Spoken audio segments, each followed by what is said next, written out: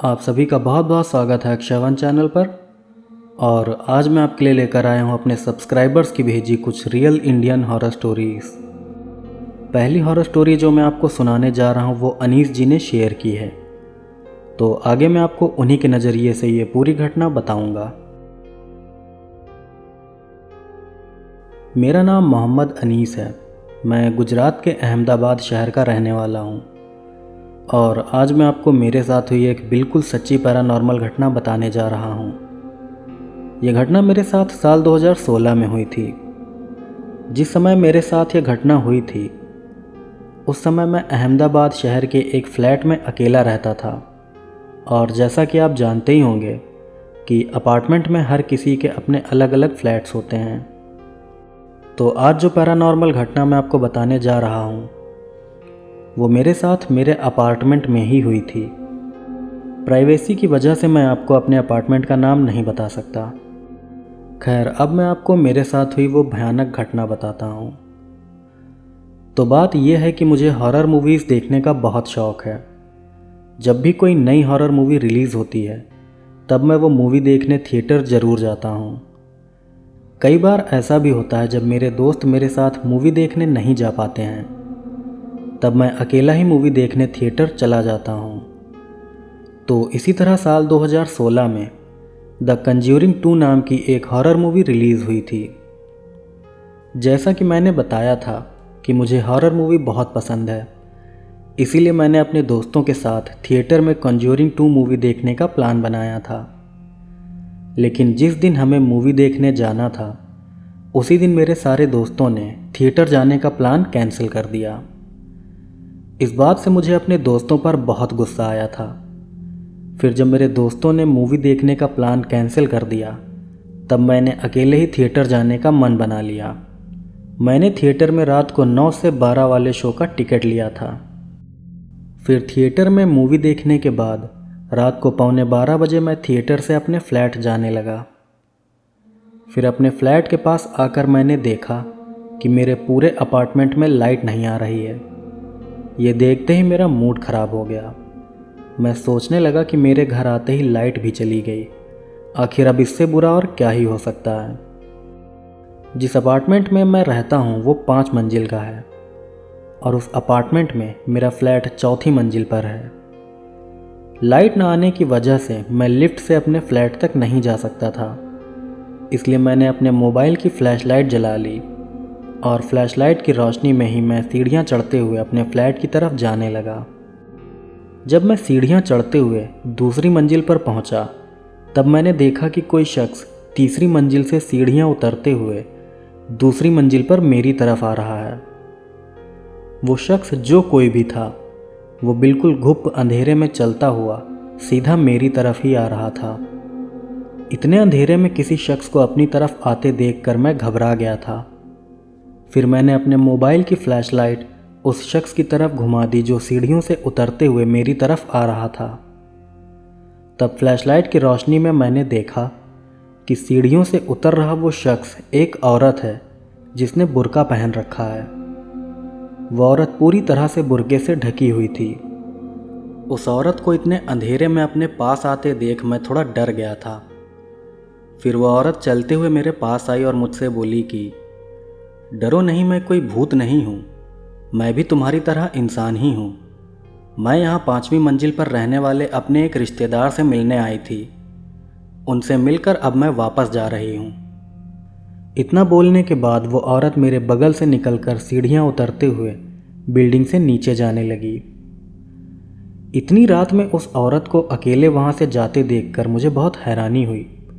मैं सोचने लगा कि आखिर इस औरत के रिश्तेदार कैसे हैं जो अकेले ही इस औरत को घर जाने के लिए भेज दिया। खैर, फिर मैंने इस बात पर ज़्यादा ध्यान नहीं दिया और मैं वापस से अपने फ्लैट पर जाने के लिए सीढ़ियाँ चढ़ने लगा। लेकिन जैसे ही मैंने कुछ सीढ़ियाँ चढ़ीं वैसे ही उस औरत ने पीछे से आवाज़ लगाते हुए मुझसे कहा कि सुनिए, क्या आप मुझे थोड़ा रोशनी दिखा देंगे? इस घने अंधेरे में सीढ़ियाँ उतरते हुए मुझे डर लग रहा है। उस औरत की ये बात सुनकर मैंने कहा कि हाँ, क्यों नहीं। इतना बोलकर मैं उस औरत के थोड़ा पास चला गया और मैंने अपनी फ्लैशलाइट से नीचे की सीढ़ियों पर रोशनी कर दी ताकि वो औरत आसानी से सीढ़ियों से नीचे चली जाए। फिर फ्लैशलाइट की रोशनी में वो औरत सीढ़ियों से नीचे उतरने लगी। मैं उस औरत के पीछे खड़ा होकर फ्लैशलाइट से रोशनी दिखा रहा था और वो औरत सीढ़ियों से नीचे उतर रही थी। फिर कुछ सीढ़ियां उतरने के बाद अचानक ही वो औरत गायब हो गई। ये देखकर मेरा दिमाग बिल्कुल सन्न रह गया। मेरी समझ में ही नहीं आया कि आखिर वो औरत अचानक से गायब कैसे हो गई। पहले लगा कि शायद मुझे कोई भ्रम हुआ है, इसलिए मैंने ऊपर और नीचे की सीढ़ियों पर जाकर उस औरत को अच्छे से ढूंढ डाला। लेकिन हर जगह अच्छी तरह से देखने के बाद भी जब वो औरत मुझे कहीं नहीं दिखी, तब मेरी समझ में आ गया कि अभी मेरा सामना जिससे हुआ था वो कोई जिंदा इंसान नहीं बल्कि एक साया था। ये बात समझ में आते ही मैं डर से बिल्कुल कांप गया। फिर मैं बहुत तेज़ी से सीढ़ियाँ चढ़ते हुए सीधा अपने फ्लैट में जाकर रुका। फ्लैट में जाकर मैंने दरवाज़ा अंदर से लॉक कर लिया। इसके बाद मैं चुपचाप अपने बिस्तर पर जाकर लेट गया। इस घटना से मैं इतना ज़्यादा डर गया था कि उस पूरी रात मैं ठीक से सो भी नहीं पाया। इसके बाद अगली सुबह मैंने अपार्टमेंट की 5वीं मंजिल पर रहने वाले परिवार से पूछा कि क्या कल उनका कोई रिश्तेदार उनसे मिलने आया था। तब मेरी बात पर उन्होंने बताया कि कल उनके घर पर उनका कोई भी रिश्तेदार नहीं आया था। फिर मैंने बीती रात को अपने साथ हुई घटना उस परिवार को भी बता दी। मेरी बात सुनकर उस परिवार के लोग भी बहुत घबरा गए थे। इस घटना से मैं बहुत ज़्यादा डर गया था। फिर इस घटना के बाद मैंने रात को अकेले थिएटर में मूवी देखना बंद कर दिया। अपने साथ हुई इस डरावनी घटना के बाद भी कई सालों तक मैं उसी अपार्टमेंट में रहा था, लेकिन वो बुर्के वाली औरत मुझे दोबारा कभी नहीं दिखी।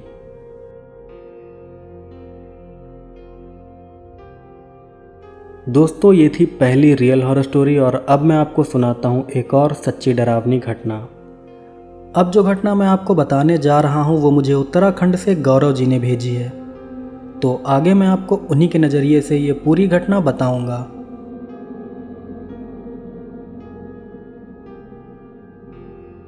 मेरा नाम गौरव शर्मा है।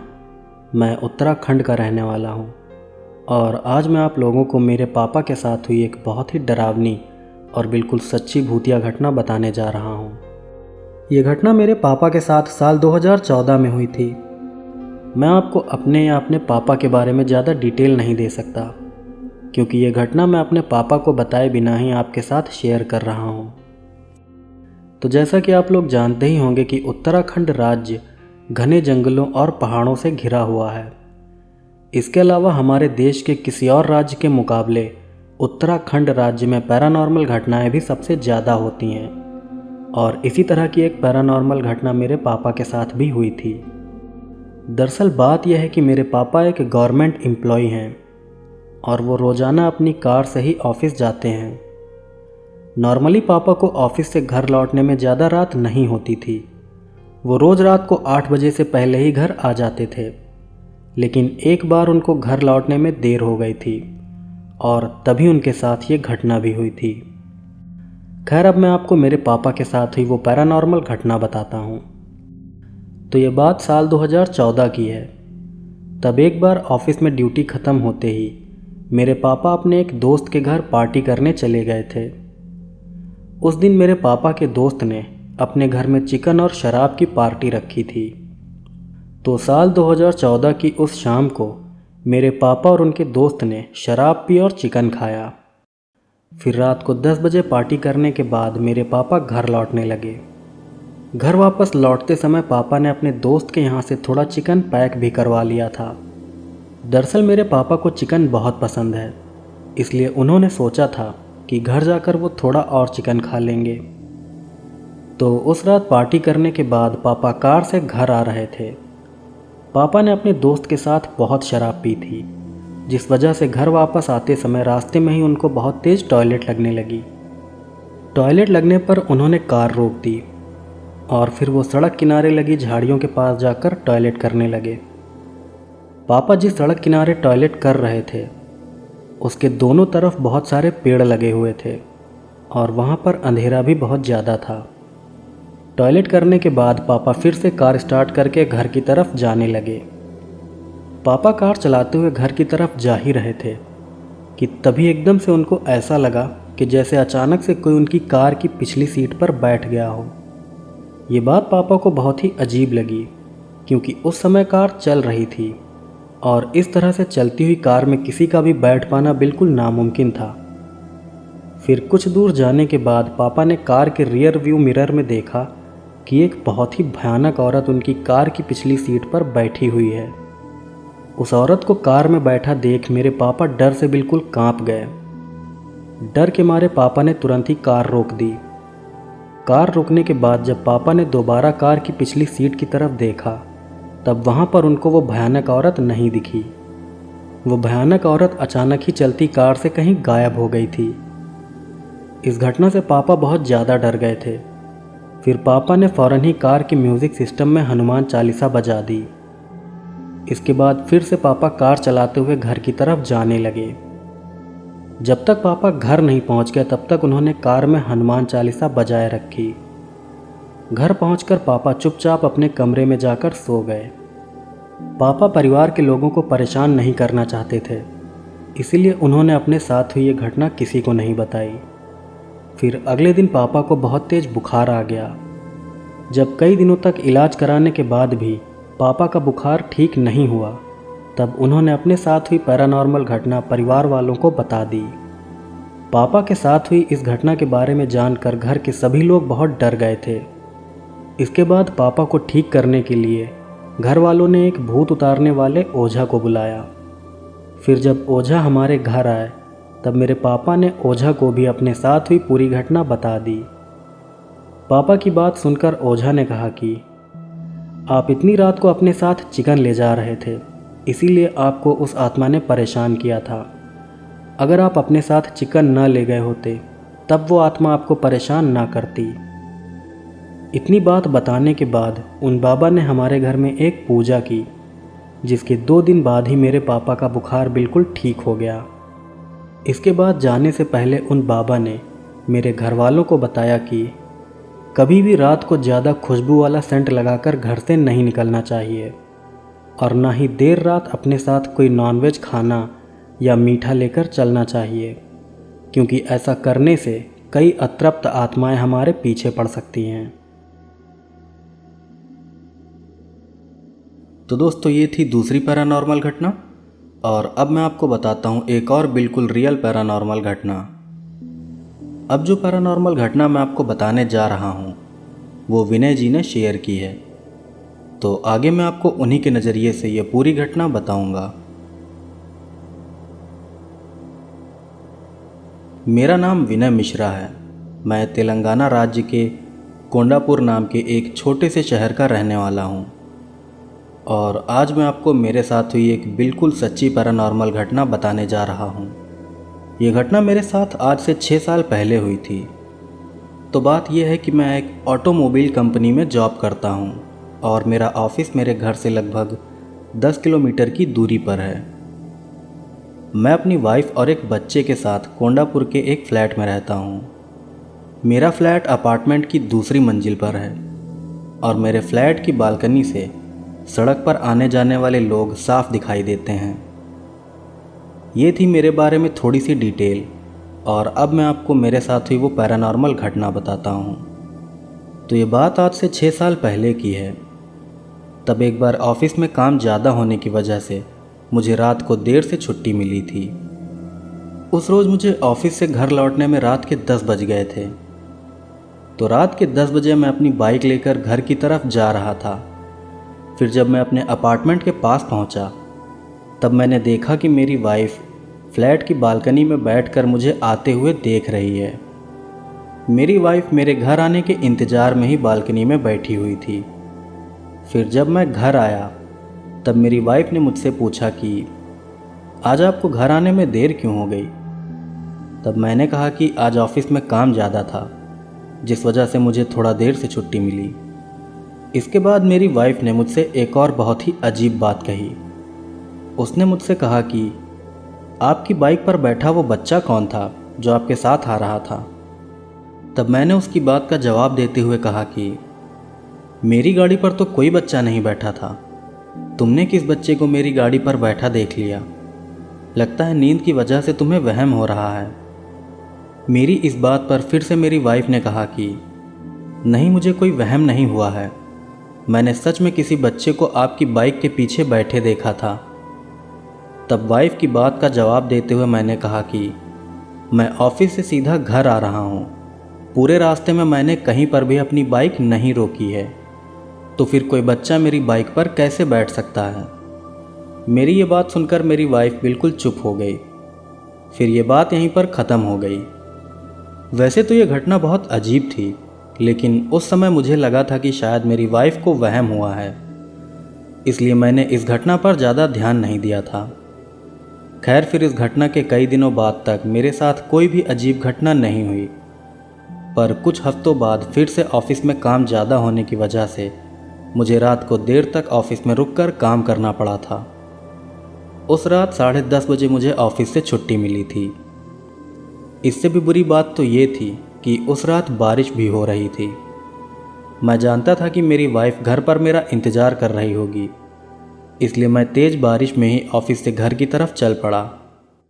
मैं बारिश में भीगता हुआ ही अपनी बाइक लेकर घर की तरफ बढ़ा जा रहा था कि तभी थोड़ा आगे जाकर मुझे एक बच्चा सड़क किनारे खड़ा दिखाई दिया। वो बच्चा 7 से 8 साल का रहा होगा और वो सड़क किनारे लगे एक बड़े से पेड़ के नीचे खड़ा होकर बारिश में भीग रहा था। इतनी रात में इस तरह से उस बच्चे को बारिश में भीगता देखकर मुझे उसके ऊपर दया आ गई। फिर मैंने तुरंत उस बच्चे के पास जाकर अपनी बाइक रोक दी। बाइक रोककर मैंने उस बच्चे से कहा कि बेटा, तुम अकेले इतनी रात को यहाँ बारिश में क्यों भीग रहे हो?